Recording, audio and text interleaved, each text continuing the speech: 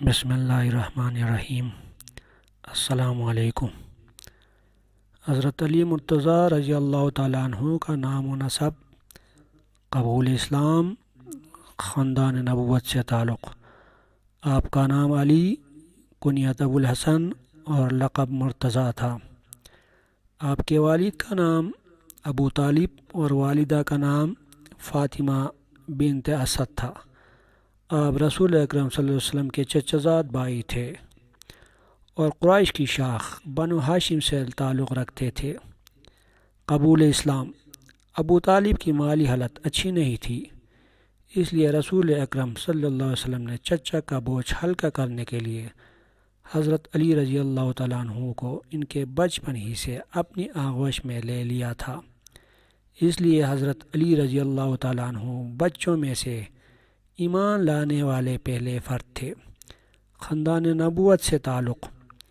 حضرت علی مرتضیٰ رضی اللہ تعالیٰ عنہ ہجرت مدینہ تک رسول اکرم صلی اللہ علیہ وسلم کے ساتھ آپ صلی اللہ علیہ وسلم کے گھر میں رہے اور تبلیغ اسلام کے لیے وعظ و نصیحت کے جلسوں اور اجتماعات میں ہر وقت آن حضرت صلی اللہ علیہ وسلم کے ساتھ رہتے تھے۔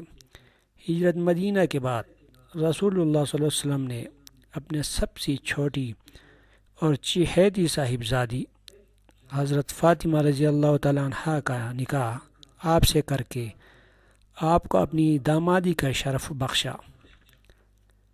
غزوات نبوی میں خواہ وہ بدر واحد ہو یا احزاب و حنین بنو قریظہ کے خلاف معرکہ ہو، ہر موقع پر حضرت علی رضی اللہ تعالیٰ عنہ کے کارنامے اتنے نمایاں رہے کہ غزوات نبوی کا کوئی معرکہ آپ کے ذکر کے بغیر مکمل نہیں ہوتا۔